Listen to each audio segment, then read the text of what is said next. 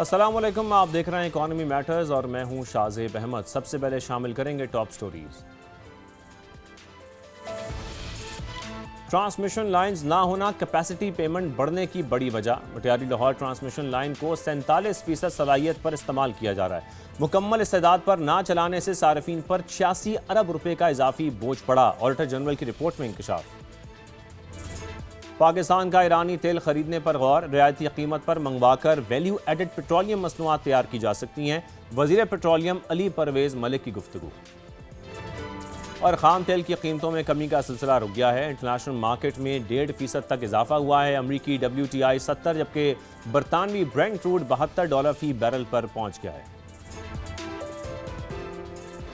लेते हैं गैर मुल्की करेंसीज का। इंटरबैंक में डॉलर की कदर में आज 3 पैसे की कमी देखी गई, जिसके बाद इसकी कीमत 278 रुपये 17 पैसे पर आ गई। जबकि यूरो को भी देखें तो यह आज 1 रुपया 39 पैसे महंगा हुआ। फिर बरतानवी पाउंड भी 68 पैसे महंगा हुआ, जिसके बाद इसकी कीमत 367 रुपये 61 पैसे पर आ गई है। गोल्ड के हवाले से बात कर लेते हैं जल्दी से। मुल्क में सोने की कीमतों में कमी का सिलसिला जारी है। ये देखा जा रहा है मजीद 2300 रुपये फी तोला सस्ता हुआ है गोल्ड। अब कीमत 4,28,936 रुपये पर आ गई है, जबकि 10 ग्राम सोने की कीमत में भी 1972 रुपए की कमी देखी गई है। इंटरनेशनल मार्केट को भी देखें तो सोना $23 फी औंस सस्ता हुआ है, जिसके बाद इसकी कीमत $4065 फी औंस पर आ गई है। आज के मौजू की तरफ आते हैं। आज के प्रोग्राम में हम जिक्र करेंगे पेट्रोलियम मसनूआत की कीमतें बरकरार रखने के फैसले का, जो कि ये फैसला इस वक्त जो अवामी रद्द अमल है वो उसके ऊपर बहुत ज़्यादा आ रहा है। ये देखा जा रहा है कि अवामी हलकों की जानिब से हुकूमत पर शदीद तनकीद भी की जा रही है। ये कहा जा रहा है कि ऑयल मार्केटिंग कंपनियों के गुज़श्ता हफ्ते के ख़त के बाद कीमतें बरकरार रखी गईं। तेल कंपनियों ने मौक़िफ़ ये इख्तियार किया था कि पेट्रोलियम मसनूआत की कीमतों में बहुत ज़्यादा कमी करने से कंपनियों को 104 अरब रुपए का नुकसान हुआ है। लेकिन यहाँ पर सवाल ये भी पैदा होता है कि जब पेट्रोलियम मसनूआत की कीमतें बहुत ज़्यादा इजाफा उसमें हुआ था तो उस वक्त ऑयल मार्केटिंग कंपनियों ने यह खत क्यों नहीं लिखा। वफाकी वजीर पेट्रोलियम अली परवेज मलिक ने तेल कंपनियों को नवाजने का इल्ज़ाम मुस्तरद करते हुए कहा कि हमें कोई सरोकार नहीं, किसको फ़ायदा हो रहा है और किसको नुकसान। कीमतों में कमी का फ़ायदा बर वक्त सार्फिन को पहुंचाया जाता है और अब तक पेट्रोल की कीमत में 160 रुपये तक कमी की जा चुकी है। अली परवेज मलिक जो गुफ्तगू कर रहे थे, पहले वो सुनिए फिर आगे बात करते हैं। मैं कायम हूँ और सारे के सारे हकायक सोशल मीडिया पे प्लेस किए हैं। किसी को घाटा है, नुकसान है, इससे इस अवाम का लेना देना नहीं है। हुकूमत की अव्वलीन तरजीह है दस्तयाबी को यकीन बनाना, नाजायज़ मुनाफाखोरी के खिलाफ कार्रवाई करना। मुझे वज़ीर आज़म पाकिस्तान ने सिर्फ और सिर्फ एक हिदायत दी है, नाजायज़ ज़्यादती किसी भी तबके के साथ ना करो। जो हकीकतमंदाना जो हकायक तुम्हारे सामने आते हैं मेरिट पे फैसला करो और कोई घबराहट का तुम्हें कोई उसके ऊपर नहीं होनी चाहिए। मैंने वही फैसला किया है। तो वज़ीर आज़म ने जो हिदायत दी हैं उस पर कितना अमल हो रहा है ये गुफ्तगू आपने वज़ीर पेट्रोलियम की सुनी, उनका क्या मौक़िफ़ था वो भी आपने सुना। इसी के साथ साथ आगे बढ़ते हुए अगर आप ये भी बताएं कि इस मामले पर जो माहिरीन हैं उनका क्या कहना है। माहिरीन ये कह रहे हैं कि जब आलमी मंडी में कीमतें बढ़ रही थीं तब इन्हीं कंपनियों की अगर बात की जाए तो इन्हीं कंपनियों ने पुराने स्टॉक पर अरबों रुपए का गैर मामूली मुनाफा कमाया था। अब कीमतें कम होने पर इन्हें उसी मुनाफे में से बोझ बर्दाश्त करना चाहिए था। पर यहाँ पर अगर ये भी बात की जाए कि वज़ीर आज़म शहबाज शरीफ के नोटिस की जो उन्होंने कहा था कि ऑयल मार्केटिंग कंपनियों को जो 72 अरब रुपए के गैर मामूली मुनाफे की इंक्वायरी के लिए लिया गया था, वो नोटिस कई हफ्ते गुजर गए हैं, लेकिन उसके बावजूद वो इंक्वायरी कमेटी बनाई गई थी, लेकिन उस पर अब तक कोई पेशरफ नहीं हो सकी है। दूसरी जानिब अगर बात की जाए गुज़श्ता हफ्ते पेट्रोल 74 और डीजल 67 रुपये फी लीटर सस्ती होने के बावजूद हम देख रहे हैं कि ट्रांसपोर्ट के जो किराए हैं वो तो कम हो गए हैं, लेकिन जो महंगाई है वो फिर बढ़ जाती है और फिर वापस नहीं होती। दही हो, दूध हो, स्टील, प्लास्टिक, ये जो मसनूआत हैं इस समय जो दीगर चीज़ें उसकी कीमतें अब तक कम नहीं हो सकी हैं और फिर महंगाई कम तूफान देखते हैं। दूसरी जानिब हुकूमत ने ईरानी तेल खरीदने पर भी गौर शुरू कर दिया है। वज़ीर पेट्रोलियम अली परवेज मलिक के मुताबिक ईरानी तेल रियायती कीमत पर मंगवाकर फिर वैल्यू एडेड पेट्रोलियम मसनूआत तैयार की जा सकती हैं। तो इसी हवाले से हमने बात करनी है, तमाम पहलुओं पर बात करेंगे। ऑयल कंपनीज एडवाइजरी काउंसिल के जो सेक्रेटरी जनरल हैं वो भी हमारे साथ मौजूद होंगे। आपको बताना चलें कि डॉक्टर सैयद नज़ीर अब्बास साहब हमें ज्वाइन कर रहे हैं। इसके साथ साथ माहिर मुआशियात हैं, टैक्स एक्सपर्ट हैं फैसल इकबाल ख्वाजा साहब, वो भी हमारे साथ मौजूद होंगे। फिर माहिर इक़्तिसादी उमूर डॉक्टर अली सलमान साहब और पाकिस्तान गुड ट्रांसपोर्ट अलायंस के सदर मलिक शहजाद अवान साहब भी हमारे साथ मौजूद होंगे, उनसे भी गुफ्तगू करेंगे। लेकिन पहले आपको ज़हीर अली खान की रिपोर्ट दिखाते हैं। पाकिस्तानी अवाम आलमी मंडी में पेट्रोलियम मसनूआत की मुसलसल गिरती कीमतों के फायदे से महरूम। हुकूमत ने एक हफ्ते के लिए पेट्रोल की कीमत 299 रुपए 50 पैसे बरकरार रखी। डीजल भी 311 रुपए 47 पैसे फी लीटर ही मिलेगा। इस वक्त दुबई खाम तेल की कीमत $75 फी बैरल, जबकि आलमी मार्केट में $68 फी बैरल है। अगर दुबई खाम तेल की कीमत को बुनियाद बनाया जाए तो पाकिस्तान में पेट्रोल की कीमत तमाम टैक्सेस मिलाकर 256 रुपए 52 पैसे फी लीटर बनती है, जो मौजूदा कीमत से 42 रुपए कम है। अगर दरामदी तैयार पेट्रोल की 10% इजाफी कीमत भी शामिल की जाए फिर भी रेट 281 रुपए 52 पैसे बनता है। यानी पेट्रोल पर कम अज कम 18 रुपए का रिलीफ बनता था, जो नहीं दिया गया। दूसरी जानिब वजीर पेट्रोलियम का कहना है कि हुकूमत कीमतों का तयन आलमी मार्केट में तैयार डीजल पेट्रोल के एक हफ्ते के रेट्स की बुनियाद पर करती है। इसी हफ्ते पेट्रोल की कीमत $91 फी बैरल से जायद, जबकि डीजल की कीमत $109 के दरमियान रही है, जिसकी वजह से रिलीफ बनता नहीं था। जंग खत्म हुई है और उसके बाद तेल की कीमतें आलमी मंडी में बहुत नीचे आ गई हैं। तो जब इतनी ज़्यादा कमी आई है तो उसी के हिसाब से हुकूमत पाकिस्तान को भी चाहिए कि वो आवाम को रिलीफ दे। लेवी और ऑयल रिफाइनरीज की महदूद सलाहियत भी भारी पेट्रोलियम कीमतों की वजह है। पाकिस्तान के जो प्राइसेस हैं उसमें एक फैक्टर और भी है, वो है पेट्रोलियम लेवी का। तो पेट्रोलियम लेवी गवर्नमेंट इस्तेमाल करती है अपने रेवेन्यू जनरेशन के लिए। इस वक्त रिफाइनरीज की जो आउटपुट है ना वो है यूरो 2 और कुछ जो है वो यूरो 3 तक मैक्सिमम गई हैं, लेकिन दुनिया भर में अब इस वक्त जो है ना वो यूरो 5 का वक्त आ गया। गुज़श्ता हफ्ते तेल कंपनियों ने वजीर पेट्रोलियम अली परवेज मलिक को खत लिखा था, जिसमें डीजल की कीमत में कंपनियों को 104 अरब रुपए के नुकसान का दावा किया गया। ऑयल कंपनियों के इसे खसारे को पूरा करने के लिए हुकूमत ने इस मरतबा कीमतें बरकरार रखी हैं। वाज़ेह है कि पाकिस्तान आलमी मार्केट से खाम तेल के अलावा 70% तैयार पेट्रोल और 30% तैयार डीजल दरामद करता है। मकामी ऑयल रिफाइनरीज की सलाहियत बढ़ाकर पेट्रोलियम मसनूआत की कीमतें कम की जा सकती हैं। ज़हीर अली खान, समा, इस्लामाबाद। हमारे मेहमान हमारे साथ मौजूद हैं ऑयल कंपनीज एडवाइजरी काउंसिल के सेक्रेटरी जनरल डॉक्टर सैयद नज़ीर अब्बास ज़हरी साहब हमारे साथ मौजूद हैं, जबकि फैसल इकबाल ख्वाजा साहब जो कि माहिर मुआशियात हैं, टेक एक्सपर्ट हैं, वो भी हमें ज्वाइन कर चुके हैं। आप दोनों का बेहद शुक्रिया।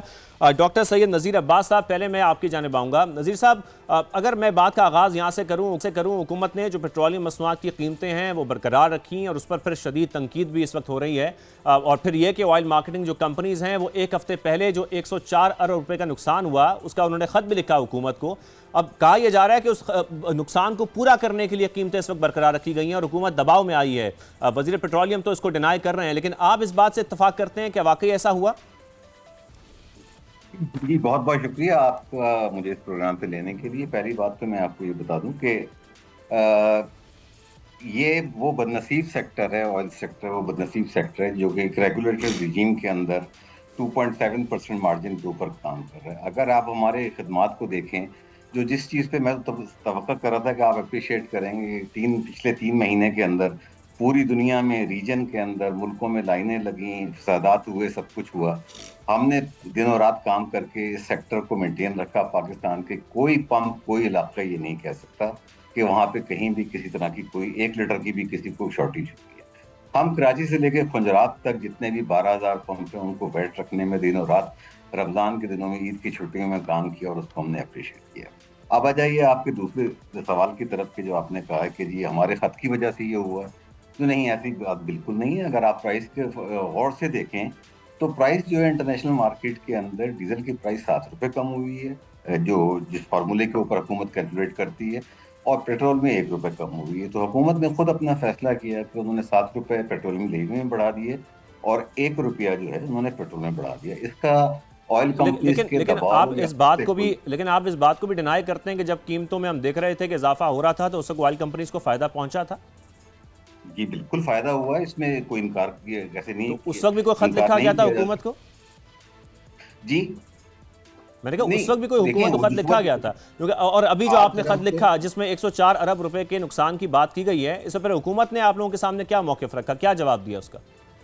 देखिए, जो हुकूमत ने जो जवाब दिया, उन्होंने बताया कि हमारा जो एक व्यू पॉइंट था वो ये था कि जिस फार्मूले के तहत हमें मुनाफा हुआ है उसी फार्मूले के तहत हमें, आप अगर नुकसान आएगा तो हम बर्दाश्त करेंगे। अगर फार्मूले में फ्रीक्वेंटली चेंजेस की जाएंगी तो वो एडवाइजेबल नहीं है। जाहिर है कि इंटरनेशनल कंपनीज यहाँ पे काम करती हैं, फॉरेन इन्वेस्टर काम करते हैं। एक चीज़ तो आप जो बुनियादी तौर पे जो हमारे लोगों को समझाने की ज़रूरत है कि तेल के ऊपर तबसरा करने वाले लोग वो हैं जिनका कि तेल की इंडस्ट्री के शायद उन्हें कोई इतना कोई अंदाज़ा नहीं है। जब हम क्रूड ऑयल की बात करते हैं ना, क्रूड ऑयल की प्राइस का डीजल की और पेट्रोल की प्राइस से कोई ताल्लुक। हमारा जो फार्मूला है, जैसे कि अभी आपके रिपोर्टर साहब कह रहे थे कि 70% इम्पोर्ट पेट्रोल की होती है, 30% डीजल की इम्पोर्ट होती है, क्रूड ऑयल की 80% इम्पोर्ट होती है। अब अगर क्रूड ऑयल की कीमत नीचे आ रही है, इसका ये मतलब नहीं है कि डीजल की इंटरनेशनल मार्केट प्राइस भी नीचे आ रही है या मोटर गैसोलीन की भी इंटरनेशनल मार्केट प्राइस नीचे आ रही है। आप लेकिन जरी इस साहब, चीज को अवाम appreciate इसलिए करें। कंफ्यूज होती है कि पहले, क्योंकि अब ये जो बहस शुरू हुई है ना फार्मूले के ऊपर, वो अब हम देख रहे हैं कि हुकूमत ने खुद ही इस बहस को शुरू किया है। पहले बुनियाद बनाया जाता था, जो खाम तेल होता था उसको बुनियाद बनाया जाता था, लेकिन अब ये देख रहे हैं कि जो बात होती है कीमत की, वो तैयार पेट्रोल और डीजल की कीमतों को बुनियाद बनाया जाता है। अगर आप हमारे नाज़रीन के सामने आज ये ज़रा फार्मूला रख सकें कि फार्मूला क्या होता है जिस पर यह तयन किया जाता है कि कीमतें क्या होंगी। जी, ये मैं यही बात आपसे अर्ज कर रहा था कि ये बिल्कुल एक मिसकंसेप्शन है कि क्रूड ऑयल की जो इंटरनेशनल मार्केट है उसका कोई ताल्लुक हमारी लोकल प्राइसेस से। यस, क्रूड ऑयल हम खरीदते हैं, आप बात करते हैं ब्रांड की, लोग बात करते हैं WTI की, जिनका कि पाकिस्तानी मार्केट से कोई ताल्लुक नहीं है। पाकिस्तान का जितना भी क्रूड ऑयल है वो मिडिल ईस्ट से आता है। उसका प्राइसिंग बेंचमार्क जो है वो दुबई क्रूड होता है या कोई और क्रूड के ऊपर, सऊदी अरेबियन लाइट के ऊपर होता है। जी हमारा जो प्राइसिंग फार्मूला है वो ये बेस करता है कि पिछले 5, ये एक इंटरनेशनल पब्लिकेशन है प्लेट्स के नाम से, वो रोजाना के बेसिस के ऊपर प्राइसेस पब्लिश करते हैं कि आज के दिन डीजल की एक बैरल में 159 लीटर्स होते हैं, उसकी कीमत कितने डॉलर रही है, पेट्रोल की क्या रही है, उसकी इन तमाम प्रोडक्ट्स की वो करते हैं। तो हुकूमत क्या करती है कि 5 दिन के, यानी मंडे से लेके फ्राइडे तक जो भी फ्लैट्स के अंदर प्राइसेस पब्लिश होंगी उनका एवरेज लेती है। उसको एवरेज को लेने के बाद उसके अंदर सर्टेन इंसिडेंटल ट्रांसपोर्टेशन कॉस्ट, जो प्रीमियम वगैरह ऐड करने के बाद, कस्टम ड्यूटी, पेट्रोल ड्यूटी डालने बिल्कुल के सही। बाद प्राइसेस मैं अनाउंस आपसे एक होती सवाल है। और करके फिर मैं हम तो फैसल साहब सिर्फ की तरफ भी जाऊंगा। मैं जो एक पॉइंट आपसे, क्योंकि आपसे जी जी नहीं, जो आप जिक्र कर रहे हैं वजीर पेट्रोलियम के, हमने एक ट्वीट भी देखा जिसके अंदर उन्होंने एक चार्ट शेयर किया जिसमें उन्होंने बात की है इसी की जो आप कर रहे हैं। जब हम फ्लैट्स का जिक्र करते हैं 22 जून से लेकर 26 जून तक, उन्होंने उसके अंदर जो जिक्र किया है वो उसमें भी देखा जा सकता है उस चार्ट के अंदर कि तकरीबन $60 का फर्क आ रहा है, $7 का। तो क्या उसको भी फिर पास ऑन किया जा सकता था? मैंने आपसे कहा ना कि ये तो हुकूमत का फैसला होता है। $60 का फर्क का जो ₹7 पर लीटर आ रहा था डीजल के ऊपर, उन्होंने PL जो रिलीफ देने के लिए अवाम को कम की थी ना। आप ये भी तो देखिए ना सही। कि जब प्राइसेस, अगर आप एक्चुअल प्राइस देखें ना, तो मार्च के अंदर डीजल की एक्चुअल प्राइस ₹600 लीटर होनी चाहिए, लेकिन हुकूमत ने वो नहीं दिया। और जो इतना कि ऑयल मार्केटिंग कंपनीज को इल्जाम दिया जा रहा है, हमने 6 मार्च को, बिल्कुल आप दुरुस्त फरमा रहे हैं, ₹55 लीटर का इंक्रीज आया था, बिल्कुल। लेकिन इसको इस तरह समझ लीजिए कि मेरे पास 1000 यूनिट पड़े हुए थे, मुझे उसके ऊपर ₹55 लीटर का ही फायदा हो गया, लेकिन जो मैंने बेचा वही हुआ ना। बाकी जो मेरे पास था उसके बिल्कुल बाद सही, कीमतें कम बिल्कुल हो सही। गई, हमारे उसकी साथ रहिए, वैल्यू फैसल बढ़ी। साहब को भी शामिल गुफ्तगू कर लें, इस हवाले से बात करना चाह रहे हैं। फैसल साहब बहुत शुक्रिया हमें ज्वाइन करने के लिए। फैसल साहब, अब मैं चाहता हूं कि ज़रा हम ज़रा आवाम को समझाना भी चाह रहे हैं, मैं ज़रा ब्रेक डाउन भी सामने रख दूं। जो ब्रेक डाउन अगर देखा जाए, इस वक्त जो एक्स रिफाइनरी रेट है वो ₹211 है, लेवी ₹66 है, फिर हम कहते हैं OMC जो मार्जिन है वो ₹8.5 इस वक्त, और डीलर कमीशन ₹9.5, जो दीगर फिर चार्जेस वगैरह हैं अब वो पूरे होकर हम देखते हैं कि ₹299 बनते हैं। लेकिन ये अगर लेवी ही सिर्फ इसमें से निकाल दी जाए तो ₹233 फी लीटर पेट्रोल बनता है। क्या हुकूमत ऐसा कर सकती है आवाम को ये रिलीफ देने के लिए? जी अस्सलाम वालेकुम जी। इस पे बेसिकली जो सबसे इम्पोर्टेंट चीज़ है ये देखनी पड़ेगी कि ये लेवी क्यों लगाया गया।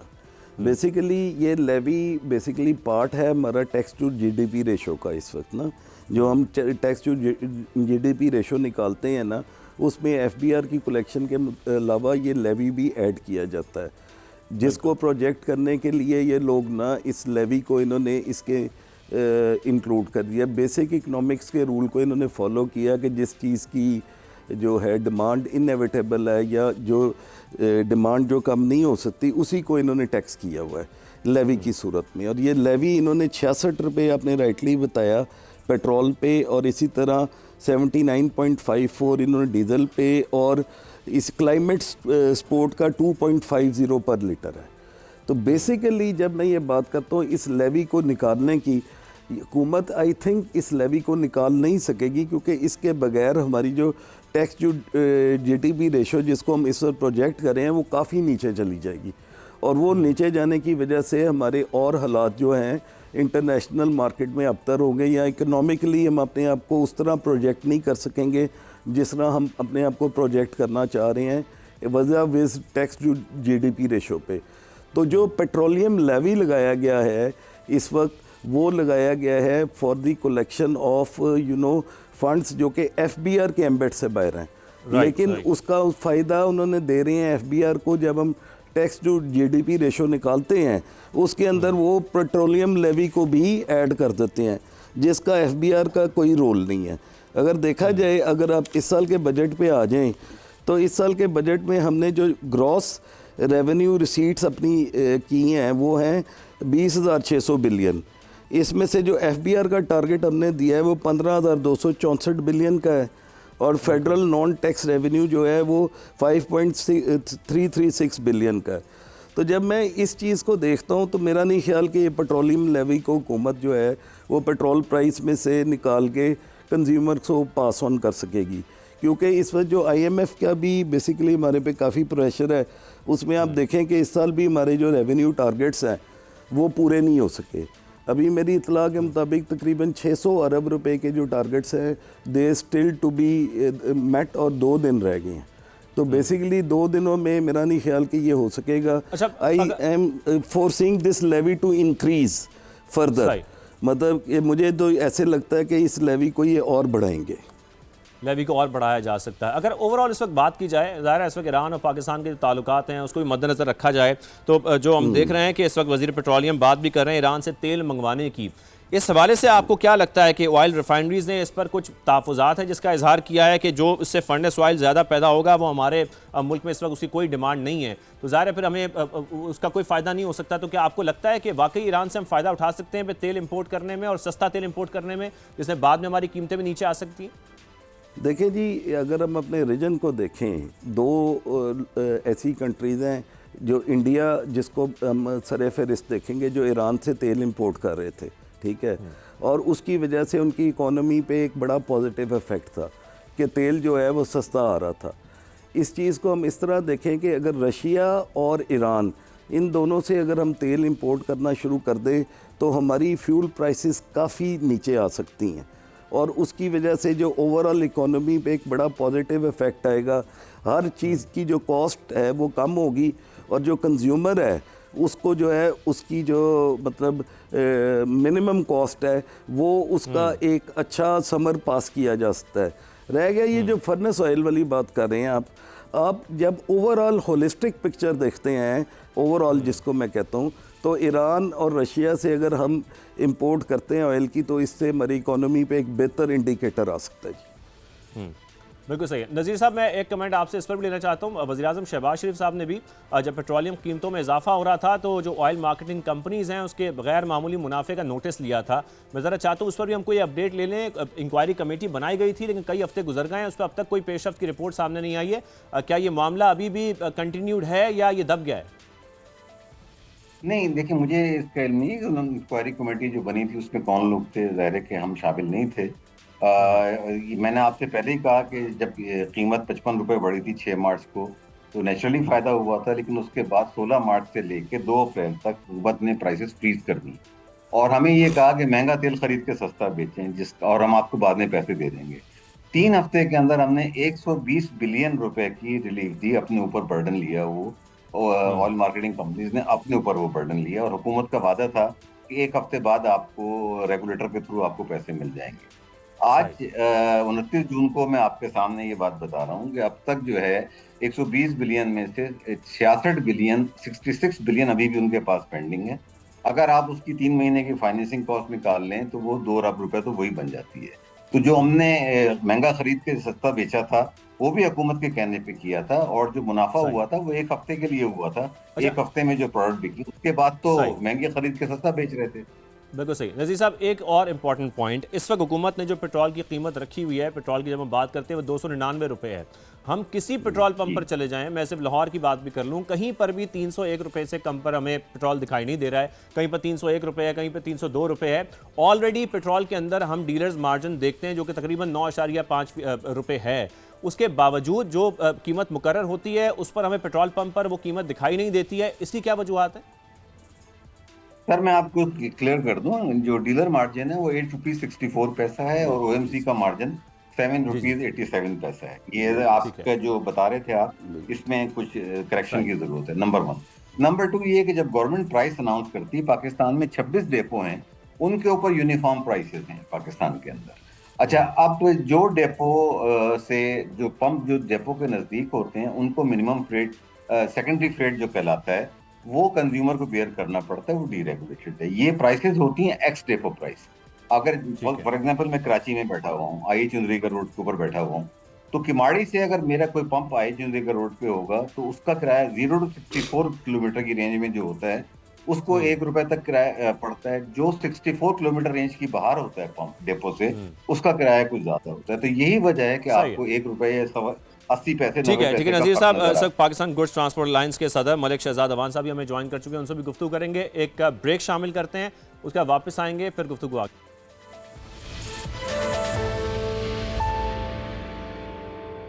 Welcome back. माहिर इक़्तिसादी उमूर डॉक्टर अली सलमान साहब भी हमें ज्वाइन कर चुके हैं। बहुत शुक्रिया अली सलमान साहब। अली सलमान साहब, मैं अगर आगाज़ आपसे बात से यहाँ से करूँ कि जब भी हम पेट्रोल की कीमतों की बात करते हैं और मुल्क में ये शिकायत सामने आती है, लोग अपने तहफ़्फ़ुज़ात सामने रखते हैं कि पेट्रोल की कीमतें बहुत ज़्यादा हैं, तो पहले तो जंग की वजह से हम देख रहे थे कीमतों में इजाफा हो रहा था, अब कीमतें कम भी हो गई, लेकिन फिर भी जो एक चीज़ है वो कांस्टेंट रहती है और वो लेवी है। ये जो लेवी का बोझ है, क्या आवाम को कभी इस लेवी के बोझ से छुटकारा मिल सकेगा या हमें इसी के साथ अब जीना पड़ेगा?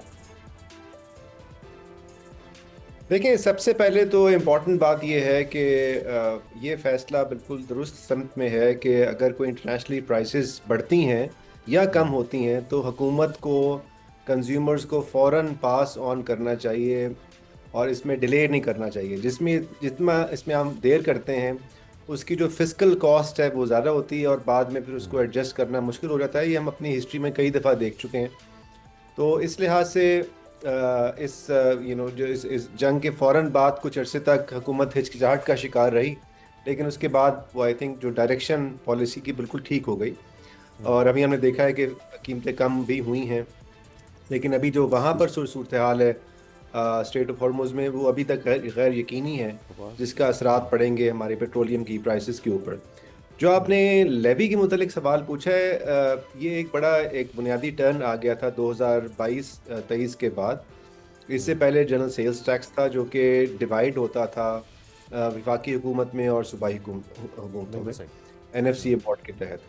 और फिर ये फ़ैसला किया गया कि अब चूँकि वफाक ज़्यादा रिसोर्स चाहिए डेट सर्विसिंग के लिए, डिफेंस के लिए और बाकी मामलात के लिए, तो उन्होंने एक ऐसा उसमें एक तरीका लेवी का निकाल लिया कि पेट्रोलियम लेवी सर ये जो रेवेन्यू आता है वो डिवाइड नहीं होता सूबों के साथ। तो ये एक पॉलिटिकल इकोनॉमी का एक डिसीजन है जो कि हम देख रहे हैं। ये जब नहीं था तो उस वक्त हम GST दे रहे थे और अब ये लेवी दे रहे हैं, तो अब उसकी डॉक्टर सलमान साहब, पहले एक इसका कैप भी मुकर्रर होता था, फिर वो कैप भी ख़त्म कर दिया गया था और अब लेवी जितनी चाहे मर्जी बढ़ाई जा सकती है। लेकिन जो मेरा एक और यहाँ पर सवाल है आपसे, इसका जो इम्पैक्ट है ज़ाहिर है वो इन्फ्लेशन की सूरत में फिर हमारे सामने आता है। अब डीजल की प्राइसेस हों या पेट्रोल की प्राइसेस हों, उसकी वजह से फिर हम देखते हैं कि मुसलसल जो महंगाई है वो बढ़ती रहेगी, तो फिर ज़ाहिर है उसका इम्पैक्ट तो लेवी का रहेगा और वो महंगाई की सूरत में रहेगा, तो फिर हम महंगाई कैसे कंट्रोल करेंगे? देखें, हमारी जो महंगाई को मेजर करने की जो बास्केट है वो CPI बास्केट है। उसमें पेट्रोलियम प्रोडक्ट्स की जो वेटेज है वो तकरीबन 3% के करीब है। लेकिन ज़ाहिर है पेट्रोलियम और स्पेशली जो डीज़ल के महंगा होने की वजह से आपकी जो सप्लाई महंगी होती है, कॉस्ट ऑफ गुड्स महंगी होती हैं। लेकिन मैं उसमें सिर्फ पेट्रोलियम की कीमत को इन्फ्लेशन से लिंक नहीं करता। उसमें हमारे लॉजिस्टिक्स के फैक्टर्स हैं, हमारी इंपोर्ट एक्सपोर्ट रुक जाती हैं, हमारे इसकी वजह से जंग की वजह से और मामला भी काफ़ी मुतासर हुए हैं, सप्लाई चेन, एक्सपोर्ट के, इंपोर्ट के, शिपमेंट कॉस्ट बढ़ी हैं, तो वो यकीनन सारा उसका इम्पैक्ट आ रहा है। फिर एक और चीज़ जो हमारे जो चीज़ समझने की है वो ये कि जब हम इन्फ्लेशन कहते हैं तो उससे मुराद होता है कि जनरली सब प्राइसेस बढ़ रही हों तमाम अशिया की, जबकि कुछ अशिया की कीमतें बढ़ती हैं, कुछ की कम होती हैं। तो इस लिहाज से भी जो नेट इन्फ्लेशन है वो हम देखते हैं। अखबारों में बाज़ दफ़ा और मीडिया में सिलेक्टिव रिपोर्टिंग होती है, कुछ अशिया की जो ज़ाहिर है जिनकी कीमत ज़्यादा हो जाती है उसको हम हेडलाइन बना देते हैं, लेकिन 400 से ज़्यादा अशिया हैं जो CPI के अंदर हम हुकूमत ट्रैक करती है। तो इसलिए सिर्फ पेट्रोल को इन्फ्लेशन से लिंक करना शायद इतना मुनासिब नहीं होगा। लेकिन ये एक फैक्टर है डीजल का, आप ये तो कह रहे हैं। फैक्टर है, और ख़ास तौर पर जो देखें, एक और चीज़ जो हुकूमत ने की कि लेवी उसमें डीजल में रखी गई और पेट्रोलियम से पहले कम कर दी गई थी। इसमें चेंजेस बिल्कुल कम आती की रही गई। हैं पॉलिसीज़ के अंदर। सही सही। तो ये सेंसिटिव, डीजल ज़्यादा सेंसिटिव है। हमें डीजल की प्राइसेस को या डीजल की सप्लाई को बेहतर मैनेज करना चाहिए। सो प्राइसेस से ज़्यादा हमें अपनी सप्लाई चेन को बेहतर करना है, ताकि बिल्कुल सही। उसकी वजह से जो सेकंड राउंड इफेक्ट आता है इन्फ्लेशन का, वो कम से कम हो। बिल्कुल सही है। फैसल साहब, मैं आपकी जानिब आऊँगा। इस वक्त हमने रिसेंटली अभी एक खबर देखी है, बड़ी अच्छी खबर सामने आई सांगड़ के हवाले से। जो OGDCL है, उनकी एक नई तेल की जो दरियाफ्त से बाकायदा पैदावार है वो अब शुरू हो गई है। एक बहुत खुशाइंद खबर है। लेकिन यहाँ पर सवाल एक ये भी है, जो हमारा बहुत बड़ा इशू है वो पाकिस्तान अपने जो तेल की इम्पोर्ट है उसका जो बोझ है हमारे ऊपर, क्या इस बोझ को किसी तरीके से कम किया जा सकता है? कोई ऐसे इकदाम उठाए जा सकते हैं? देखें सर, जहाँ तक आपकी ये तेल की इंपोर्ट की बात हो रही है, अभी तक अगर आप देखें जो हमारे इंटरनल रिसोर्स से भी जो हमारी प्रोडक्शन है वो 30% के करीब है टोटल हमारी जो कंजम्पशन का ना, और अभी हमारे तेल के नए ज़खायर भी दरियाफ्त हो रहे हैं। लेकिन जब तक हम ये एक यहाँ पे ऑयल रिफाइनरीज़ का एक प्रॉपर मेकनिज़म नहीं बनाएंगे तो बेसिकली हम इस ये इंपोर्ट हमारे लिए इनएविटेबल है। बेसिकली अभी जब आपने बात की अभी हमारे एक दोस्त ने कि जी हम डीज़ल और पेट्रोल फिनिश्ड फॉर्म पे दुनिया से ख़रीदते हैं, ठीक है जी। उसकी बेसिक बुनियाद क्या है कि हमारे पास ऑयल रिफाइनरीज़ की कमी है, ठीक है जी। अगर हम फॉर एग्जांपल ये मज़ीद रिसोर्सेज दरियाफ्त कर भी लेते हैं तो we don't have the mechanism जिसमें हम ये इसको रिफ़ाइन करके और इसे इंटरनली प्रोड्यूस करके इसकी प्राइसेस को कम कर सकें। इसकी बड़ी अच्छी एग्जांपल मैं आपको दूंगा। हमारी जो 2 रिफाइनरीज़ अभी बाइको और एक और रिफाइनरी है जिन पे एक दफ़ा इन्होंने बाहर से एक काफ़ी बड़ा जहाज़ इंपोर्ट किया था 25 से 40 हज़ार टन ऑयल का, जिसको रिफ़ाइन करने में वो लोग नाकाम रहे थे। तो बेसिक प्रॉब्लम हमारे पास जो इंपोर्ट की है वो ये है कि हमें फिनिश फॉर्म पे ऑयल यानी पेट्रोल और डीजल को जो इंपोर्ट करना पड़ता है उससे हमारे लिए ये इंपोर्ट्स काफ़ी कॉस्टली हैं। बेसिकली सेकेंडली आप ये भी कह रहे हैं कि जो ऑयल रिफाइनरीज की सलाहियत है वो महदूद होने की वजह से ये भी बहुत सारी प्रॉब्लम है कि हम दरियाफ्त कर भी लें इन चीज़ों को, तो यहाँ पे हम उसको बाकायदा हमारी ऑयल रिफाइनरीज, हमें इसके लिए चाइनीज़ कंपनीज़ के साथ मेरा ज़ाती ख्याल है ट्रांसफ़र ऑफ टेक्नोलॉजी एग्रीमेंट्स करने चाहिए, जिसके तहत हमें यहाँ पे नई ऑयल रिफाइनरीज लगानी चाहिए ताकि जो हमारा लोकली अब हम दरियाफ्त कर रहे हैं और ऑलरेडी 30% के करीब हम जो लोकली हमें मिल भी रहा है उसको हम प्रॉपर रिफ़ाइन करके मार्केट में लेके आ सकें हम, ताकि उससे हमारी कॉस्ट लो होगी और इंपोर्ट बिल भी कम होगा जी। उससे इंपोर्ट बिल भी इस तरीके से कम हो सकता है। नज़ीर अब्बास हमारे साथ मौजूद हैं, फैसल इकबाल साहब हैं, अली सलमान साहब हैं, आप तीनों हमारे साथ ब्रेक शामिल करते हैं, वापस आते हैं, फिर डिस्कशन आगे करेंगे। Welcome back. नज़ीर अब्बास साहब भी हमारे साथ मौजूद हैं, फैसल साहब भी हैं और डॉक्टर अली सलमान साहब भी हमारे साथ मौजूद हैं। अली सलमान साहब, मैं पहले आपकी जानिब आऊँगा। ब्रेक के बाद मैं आपसे एक जिक्र ज़रूर करना चाहता हूँ जो जिक्र वफाकी वज़ीर पेट्रोलियम कर रहे थे कि अगर सोर्सिंग क्रूड ऑयल की ईरान से की जाती है तो हम इंपोर्ट बिल में कमी ला सकते हैं 10 से 20%। लेकिन फिर इस पर तहफ़्फ़ुज़ात भी ये सामने आ रहे हैं कि जो हमारा हाई फर्नेस ऑयल यील्ड होगी उसकी वजह से ज़ाहिर हम उसका कोई फ़ायदा नहीं उठा सकते। तो आपको लगता है कि वाकई हम अगर ईरान से इंपोर्ट करते हैं ऑयल तो उसमें हमारे फ्रेट चार्जेस भी बचेंगे और 10 से 20% हमारे जो इंपोर्ट बिल है उसमें कमी आ सकती है? देखें, अली परवेज़ मलिक साहब एक बहुत काबिल वज़ीर हैं और उन्होंने यकीनन ये बात किसी स्टडी और या रिसर्च की बुनियाद के ऊपर की होगी। तो मैं अभी इस पोजीशन में नहीं हूँ कि इस बात की मैं तस्दीक या तरदीद कर सकता हूँ या वेरीफाई कर सकता हूँ। लेकिन असूली तौर पर हमें अपने सप्लाई सोर्सेज को बढ़ाना चाहिए। बहुत सालों तक हमारी पाकिस्तान ईरान की ट्रेड चलती रही है नॉर्मल बॉर्डर के ज़रिए, जो 2012-13 के बाद आकर बिल्कुल सिफर हो गई और हम अब बार्टर ट्रेड पे आए हैं जो कि बड़ी कॉम्प्लेक्स है। तो और फिर हमने ईरान पाइपलाइन पाकिस्तान पाइपलाइन का मंसूबा भी रुक गया था। तो जब हम ये ओपन करते हैं, अपना एक राउट ओपन करते हैं, तो यकीनन इसमें कोई शक नहीं है कि हमारे पेट्रोलियम की प्राइसेस में कमी होगी। इसकी एक बड़ी वाज़ेह मिसाल है कि बलूचिस्तान में जहाँ पर ये स्मगल्ड पेट्रोलियम ईरान से आम तौर पर दस्तयाब है, उसकी प्राइसेस कम हैं, बल्कि यानी आपको शायद जान के हैरत हो कि इस पूरे क्राइसिस के दौरान ख़ुद वज़ीर आला बलूचिस्तान ने अनाउंस किया था कि यहाँ पर पेट्रोल 280 रुपये का मिलेगा, जबकि पाकिस्तान भर में उससे डबल से भी ज़्यादा हम पैसे दे रहे थे बलूचिस्तान की हदूद तक।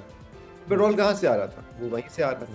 सो इस चीज़ को हमें ज़ाहिर स्मगलिंग तभी होती है जब हम फॉर्मल ट्रेड को रोकें। लेकिन आपको लगता है जो उसकी वफाकी वज़ीर पेट्रोलियम का ये बयान है, ज़ाहिर है उसके पीछे उनकी एक स्टडी होगी और वाकई इंपोर्ट बिल में ऐसे कमी की जाती है। नज़ीर अब्बास साहब, मैं आपकी जानिब आऊँगा और एक पॉइंट आपसे रह गया था जो मैं पूछना चाहता हूँ। जब हम बात कर रहे हैं कीमतों के तायुन के हवाले से, आपको लगता है कि जो हफ्तावार कीमतों का तायुन किया जाता है ये ठीक है फार्मूला, या इस मैकेनिज्म में कोई तब्दीली होनी चाहिए? ऐसी कोई डिमांड्स भी हैं ऑयल इंडस्ट्री की? देखिए, इंडस्ट्री तो आज से नहीं, कब से ये बात कर रही है। 2000 से ये बात हुई थी कि ग्रेजुअली हमने डीरेगुलेशन की तरफ जाना है, जहाँ के डेली बेसिस के ऊपर प्राइसेस चेंज हुए हैं। ये एक बहुत बेहतर फैसला है कि पहले हम महीने की बुनियाद पे करते थे, फिर हम 15 दिन की बुनियाद पे बाई वीकली आए और अब हम वीकली आए हैं। तो I think for the time being weekly pricing का फार्मूला बहुत मुनासिब। एक बात जो मैं आपके तवज्जुह से आपके नाजरीन तक पहुँचाना चाहता हूँ वो ये कि ये सेक्टर जो है, पेट्रोलियम सेक्टर जो है, it is a very neglected sector. $20 billion की इंडस्ट्री है जो कि एक रेगुलेटेड रिजीम के अंदर फिक्स मार्जिन पे काम करती है। एफबीआर के हम कलेक्शन एजेंट भी हैं। एफबीआर के बिहाफ के ऊपर 2000 बिलियन से ज़्यादा कलेक्शन करके हम उनको देते हैं। अच्छा, जहाँ तक टैक्सेशन रिजीम का ताल्लुक है, मिनिमम टैक्सेशन जो 0.5% का टर्नओवर टैक्स है, उसमें अगर लगा लें तो ये इंडस्ट्री मिनिमम 30 बिलियन और मैक्सिमम की कोई लिमिट नहीं है, वो टैक्सेस पे कर रही है। पाकिस्तान की वाहिद इंडस्ट्री है जो रोजाना 60 से 70 लाख लोगों को सर्व कर रही है। उसके बाद भी it is so much criticise by everyone. जब भी कोई ऐसी कोई बात होती है तो सारा मलबा जो है वो पेट्रोलियम इंडस्ट्री के ऊपर डाला जाता है, जो मैं समझता हूँ कि एक ज्यादती है कि एक चीज को अप्रिशिएट करना चाहिए। जिस मुल्क में 35 मिलियन गाड़ियां सड़कों में और 28 मिलियन मोटरसाइकिलें चल रही हों, तो उन कस्टमर्स को 60-70 लाख कस्टमर। हम लास्टली एक कमेंट फैसल साहब से भी ले लें। फैसल साहब, आपकी नज़र में इस वक्त जो हुकूमत के सारे इकदामात हैं ओवरऑल मईशत को लेकर, आप उससे मुतमईन हैं? ये तरीके से महंगाई में कमी लाई जा सकती है, आवाम को किस तरीके से रिलीफ दिया जा सकता है, या जिस तरह अभी हम कह रहे हैं कि बार बार पास ऑन कर रही है हुकूमत, वो बिल्कुल सही तरीका है हुकूमत का और सही डायरेक्शन में इस वक्त हुकूमत खासतौर पर पेट्रोलियम कीमतों को लेकर? देखें, ओवरऑल जो इकनॉमिक कंडीशंस हैं उनकी, जब से ये हुकूमत आई है, they have move toward a very right direction ना। देखें, कंसिडरिंग मैं अगर 22-23 को देखूं और 24 को और अब की जो हुकूमत हूँ, तो ये लोग काफ़ी अच्छा परफॉर्म कर रहे हैं, एक चीज़। दूसरी चीज़ ये है कि ये अभी जो हमारे भाई ने बताया कि जो बलूचिस्तान के वज़ीर आला हैं, आपने मुझे एक सवाल किया था कि जी ईरान से अगर हम ये चीज़ें इंपोर्ट करते हैं तो हमें वहाँ से फिनिश फॉर्म में पेट्रोल और डीजल को इंपोर्ट करना चाहिए, ठीक है। उससे आप जितना पेट्रोलियम लेवी ले रहे हैं ना, उतना ही और प्राइस कम हो सकती है। ये मेरा ओपिनियन है, देखें, क्योंकि मैंने इस पर एक स्टडी बनाई है। हम इस वक्त जो करंट प्राइस है 299 रुपये, इसको 60 रुपये के करीब और कम कर सकते हैं अगर हम ईरान से फिनिश प्रोडक्ट ही इंपोर्ट करना शुरू करते हैं। बिल्कुल सही है, तो आपके मुताबिक अगर ईरान से हम इस तरीके से फिनिश प्रोडक्ट अपने यहाँ पर बनाते हैं तो उसमें 60 रुपए की कमी तकरीबन आ सकती है। बहुत शुक्रिया। ठीक है, नज़ीर अब्बास हमारे साथ मौजूद थे, फैसल इकबाल साहब ने हमें ज्वाइन किया और डॉक्टर अली सलमान साहब भी हमारे साथ मौजूद थे। आप तीनों का बेहद शुक्रिया। शो का वक्त ख़त्म होता है, इजाज़त दीजिए, अल्लाह हाफ़िज़।